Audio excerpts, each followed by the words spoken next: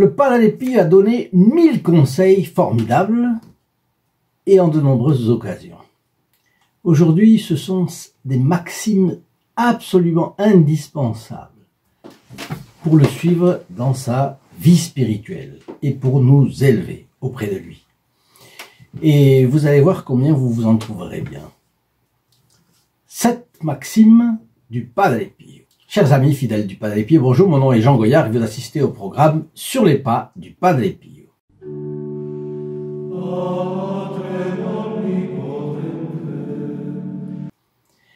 Eh bien, avant toute chose, je vous préviens que vous aurez une vidéo avec une belle surprise le 23 décembre et le 24 décembre au matin. Donc, ne les ratez pas. D'accord? C'est entendu? Bien. Alors, la première maxime du Padre Pio est très pertinente, vous allez voir, comme toujours chez lui. Tu diras le plus beau des credos quand il se sera fait nuit autour de toi. Voilà, c'est déjà une surprise. C'est déjà une surprise, on n'est pas surpris dans le sens qu'on aimerait peut-être, mais c'est comme ça. La plupart des personnes ont comme but dans la vie, vous en avez rencontré, moi j'en ai rencontré beaucoup aussi, et de passer, on peut dire comme ça, entre les grêlons de la douleur.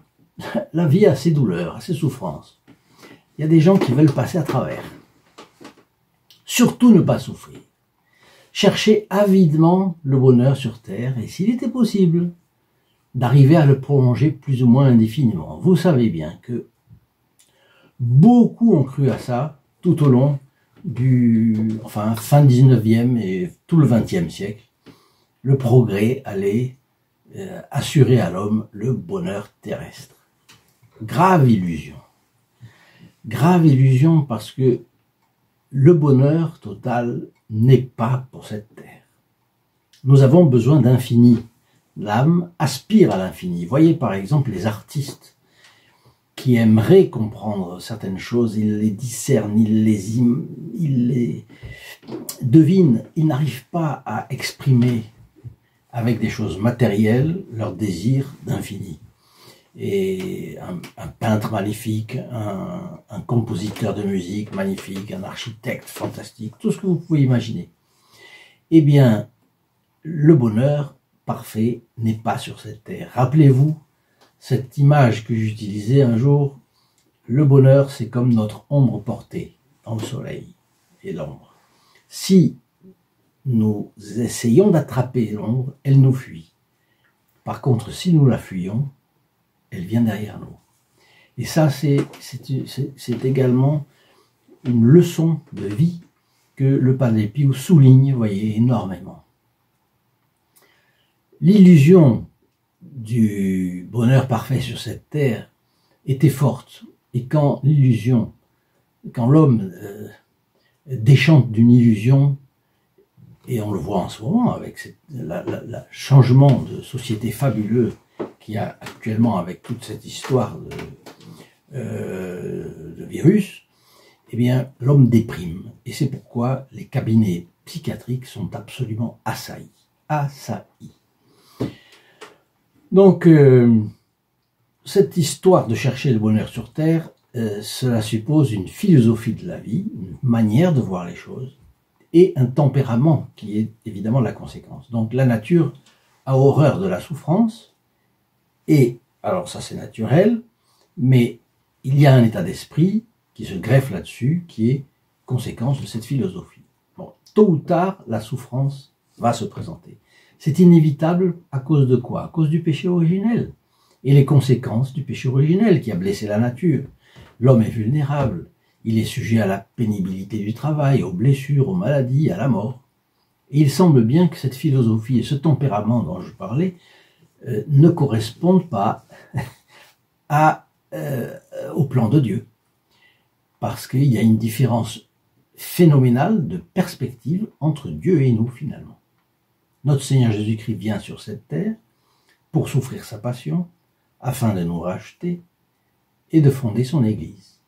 Les apôtres enseignent les nations, faisant connaître la bonne nouvelle au mépris de leur commodité et de leur vie. Et à leur suite, des millions et des millions de martyrs ont subi les persécutions, la douleur, l'humiliation, la mort, à cause et en union avec les souffrances divines du Christ. À leur suite, des millions de religieux et de religieuses contemplatifs ont embrassé l'état monacal afin de prier et de faire pénitence pour le monde, d'attirer sur la société temporelle les grâces indispensables pour l'élever. Parce que avec le péché originel, on a tendance à toujours descendre. Alors une question qu'on pourrait se poser, ça, les philosophes se la posent évidemment, c'est de savoir si les hommes sont capables ou non de vivre sans souffrance. Est-ce qu'il pourrait y avoir, imaginez un homme qui n'ait pas de souffrance. Et je pense à cet armateur grec, richissime, n'est-ce pas? Et il a épousé une américaine. Et leur fille, riche, comme tout, eh bien, elle s'est suicidée. Je connais quelqu'un, encore un cas, qui ne pouvait pas, un milliardaire qui a 30 ans, il y a 30 ans de ça, un milliardaire ne pouvait pas s'endormir s'il n'avait pas 2 radios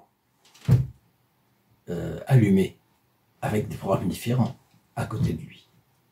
Un programme, ça suffisait pas à attirer son attention, il y en avait tout, donc il fallait 2. Vous vous rendez compte ça? Donc, est-ce que l'homme est capable de vivre sans souffrance? Et comment se fait-il qu'en temps de paix, les hommes ne cessent d'aller regarder des films de guerre ou des films de policiers où l'on voit des scènes de violence phénoménales, de la part de voleurs, de la part de criminels? Est-ce qu'une vie tranquille n'a pas assez de piment pour que l'homme, saturé de tranquillité, ait besoin d'ingrédients plus forts? Sur le plan moral également, l'homme n'est-il pas satisfait quand il s'est élevé et quand il s'est dépassé en quelque chose? Donc il a souffert, il a eu un but, il a souffert, il a fait des efforts. Là il s'est dépassé et il est content. Donc vous voyez que la souffrance et énormément de fausses d'hérésies et de fausses doctrines sont nées autour du refus de la souffrance. Oui. Alors c'est intéressant à y penser, mais on voit bien que pour le Padre Pio, la grandeur de l'homme, eh bien, c'est l'heure du sacrifice, dans la douleur, dans l'effort suprême d'une volonté inébranlable au service du bien. Le Padre Pio continue, ce credo-là est comme la foudre qui déchire les ténèbres, qui t'élève dans sa clarté et te conduit à Dieu. Donc voilà, cette maxime-là, parfois elle est dure à entendre. Tu diras le plus beau des credos quand il se sera fait nuit autour de toi. C'est-à-dire, tu affirmeras ta foi, bien que la sensibilité t'indique le contraire. Et ce credo-là est comme la foudre qui déchire les ténèbres, qui t'élève dans sa clarté et te conduit à Dieu. Et énormément de saints qui ont parlé de ces questions, ont parlé de la nuit de la foi, et pendant la nuit de la foi, ils tenaient bon. Et c'est ce qui s'est passé toute la vie du Padre Pio.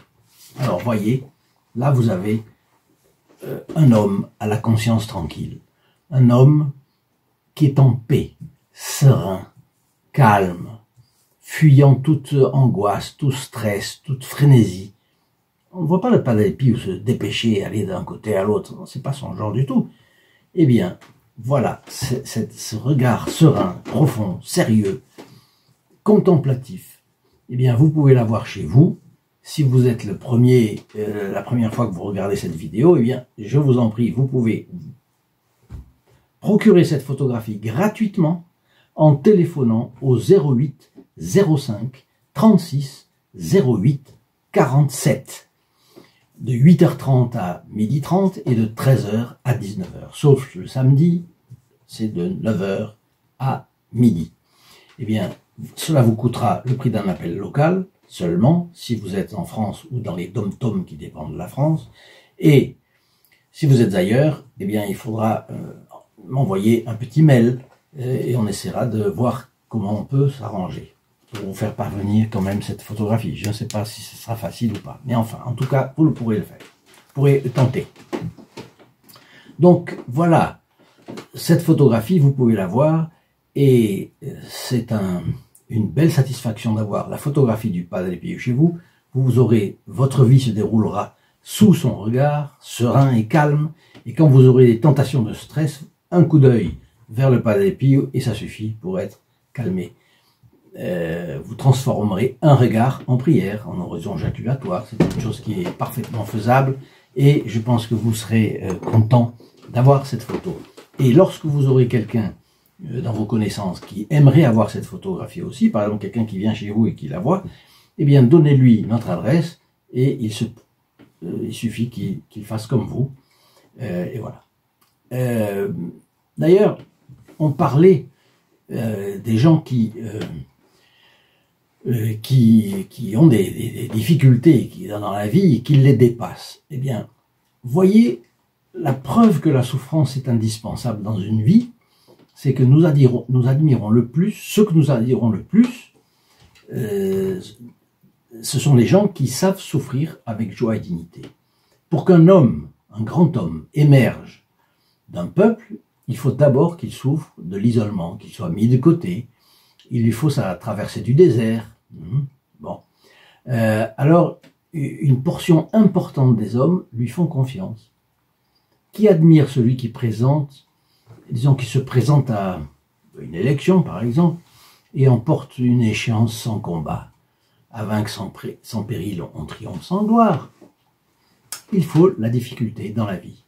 Un général, on l'admire parce qu'il a eu des difficultés. Un général qui n'a été dans aucune bataille sérieuse. Bon, tant que j'y pense, ça n'a pas de rapport avec l'armée, mais avec la difficulté. La messe. Vous pouvez avoir une messe gratuite en votre faveur, à votre bénéfice. C'est simple. C'est pas une perspective dans le sens de la souffrance, mais admirer la souffrance du Christ dans la messe, oui, ça vous donnera énormément de grâce. Mais aujourd'hui, où nous n'avons pas beaucoup de messes, comme vous le savez, eh bien, vous pouvez en avoir une en vous abonnant.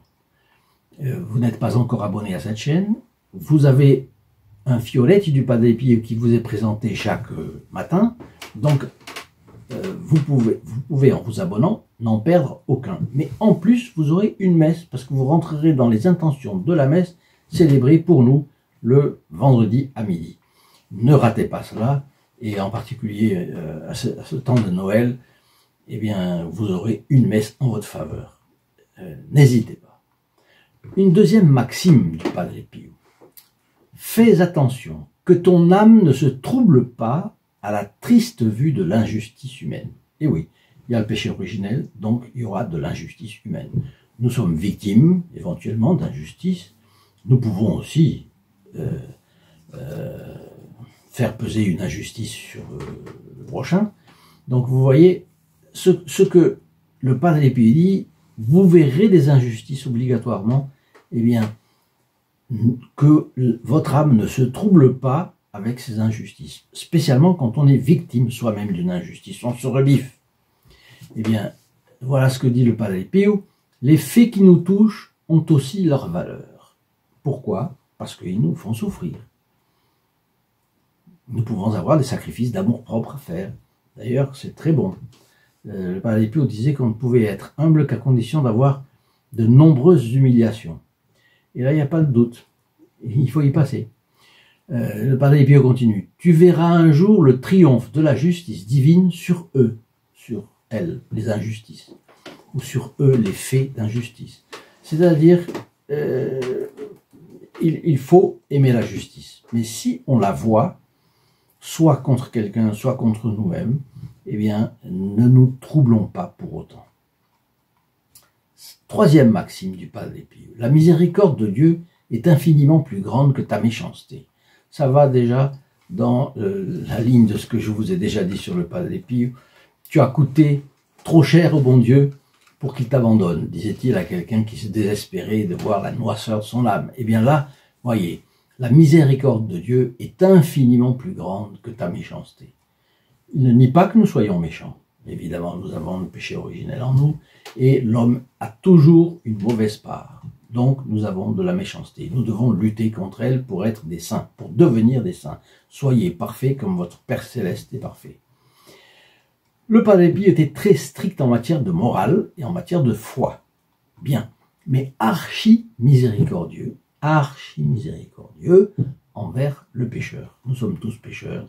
Donc, d'un côté, soyons miséricordieux avec nous-mêmes, parce que les jansénistes, vous savez, il y a beaucoup de gens qui sont teintés de jansénisme, et ils sont humiliés par le péché, et ça leur plaît pas, et bon, quand ils sortent d'une confession, ils sont tout contents, etc., et d'ici peu, ils veulent faire la force pour le...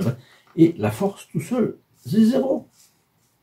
Sans Dieu, on ne peut rien faire, et donc, ça ne marche pas. Et après, ils retombent et ils se désespèrent, se découragent. Non, c'est pas comme ça. Donc, être miséricordieux avec nous-mêmes, être miséricordieux avec les autres.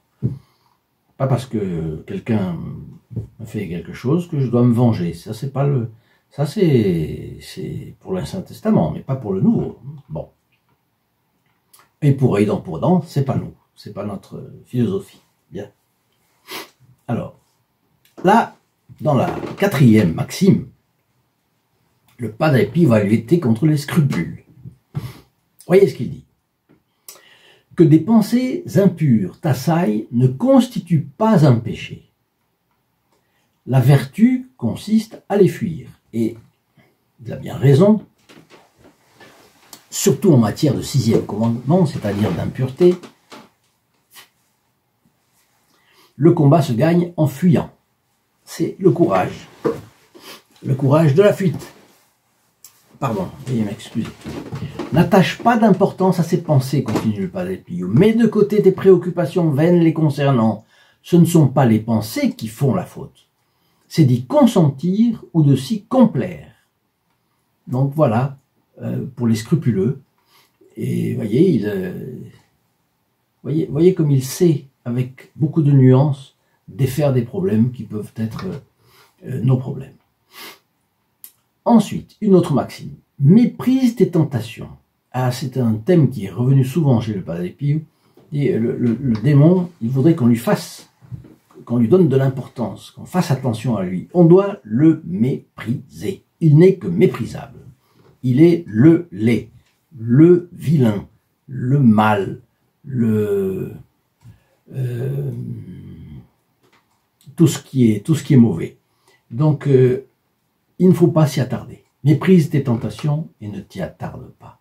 Imagine être en la présence de Jésus le crucifié, qui se jette dans tes bras et dans ton cœur. Embrasse la blessure de son côté et dis-lui : voici mon espérance, la source vivante de mon bonheur. Je vous retiens, ô Jésus, et je ne m'éloigne pas de vous tant que vous ne m'avez pas mis à l'abri. Le Padre Pio, tout est toujours tout simple, et toujours très clair, et toujours très vrai. C'est comme le curé d'Ars. Bon, donc on a... mais c'est un thaumaturge de première bourre, si on peut être un peu familier avec le bon Padre Pio. Bien. Et une autre maxime. Avant tout, le devoir est toujours le devoir, même avant les choses saintes. Alors ça, c'est fort. Mais voilà, le devoir est quelque chose qui doit nous tenir à cœur tout le temps. C'est ce qui est difficile à faire, le devoir. Là encore, le Padre Pio nous donne une énorme leçon de sagesse. Pour certaines mentalités, le devoir passerait après les dévotions, par exemple. On imaginerait volontiers une maîtresse de maison, dévote, confite en dévotion, et elle en négligerait son ménage. Ah non. Là encore, le Padre Pio œuvre à nous conserver dans l'équilibre. Donc la sainteté des actes ne suffit pas à nous justifier pour la négligence de notre devoir, le devoir d'État par exemple. Autre maxime, mais le Padre Pio va nous donner une maxime qui, là, vraiment est capitale. Le manque d'amour est comme un coup sur la prunelle des yeux. Y a-t-il quelque chose de plus sensible que les yeux? L'amour est la reine des vertus. Et de même que les perles sont reliées par un fil, les vertus le sont par l'amour. Quand le fil se casse, toutes les perles tombent. Je ne sais pas si vous avez eu cette expérience un jour. Ma femme a eu un problème avec un collier. Il n'y a pas moyen, on n'en arrête pas une, elle file toutes. Bon, affreux, affreux. Le Padre Pio, donc, oui, les vertus font la même chose, dit le Padre Pio. Faute d'amour, elles s'échappent toutes. Le Padre Pio nous appelle à l'amour, et ici je souhaite rappeler que lorsque vous recevez une vidéo, une photo du Padre Pio, une lettre vous demande de bonnes nouvelles, vous voyez que le nombre des abonnés explose, vous voyez que il y a beaucoup de choses qui se produisent et qui ont un bon résultat. Bon, avez-vous pensé à remercier les protégés du Padre Pio? Parce que c'est eux qui offrent les photographies, c'est eux qui offrent les statuts que reçoivent certains membres qui ont fait un gros effort pour notre chaîne. C'est eux qui permettent l'édition des livres, qui permettent un peu de publicité sur Internet. Malheureusement, on ne peut pas en faire assez. Nous sommes très, très démunis. La vérité, c'est ça. Eh bien, c'est eux, les protégés du Padre Pio, qui, faisant l'effort qu'ils font, effort économique, régulier, et ils arrivent à maintenir notre chaîne à bout de bras. Et c'est la raison pour laquelle il y a des personnes qui vont connaître le Padre Pio encore avec cette vidéo. Donc, écoutez, priez un Ave Maria pour eux. Ils le méritent bien quand même. Hein. Et ici, je les remercie spécifiquement, s'il y en a qui me voient aujourd'hui.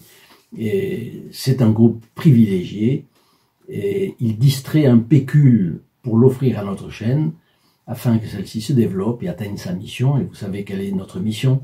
C'est de faire connaître au maximum les épisodes de la vie du Padre Pio, de manière à ce qu'il puisse arracher des âmes au diable.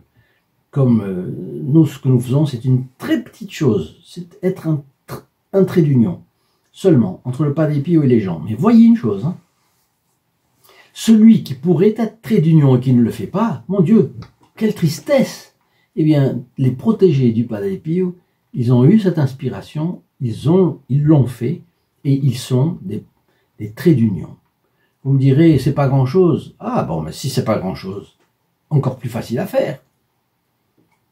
Ce serait le comble qui est quelque chose. Alors, vous voyez, c'est ça qui est incroyable. Le Padre Pio nous donne dans les mains quelque chose pour faire un travail efficace qui donne des résultats probants. Eh bien, écoutez, prenons-le, ce travail à cœur. Et faisons comme les protégés du Padre Pio. Si vous avez l'inspiration pour être protégé du Padre Pio, eh bien, ne la refusez pas. Faites quelque chose dans ce sens-là. Allez dans la description de cette vidéo en bas, le lien qui amène sur la page dédiée spécifiquement aux protégés du Padre Pio, et vous verrez là qu'il y a une possibilité grande de faire quelque chose, de faire de l'apostolat et d'avoir de bénéfices en retour énormes. Je vous signale que vous allez avoir le 23 et le 24 décembre, si vous l'avez oublié, 2 surprises. Une le 23, une le 24. C'est un cadeau de Noël. Je vous souhaite une très bonne journée. Je vous laisse avec le Padre Pio et sa bénédiction. Au revoir. In nome del Padre, del Figliolo e dello Spirito Santo, e così sia. Sia lodato Gesù e Maria, e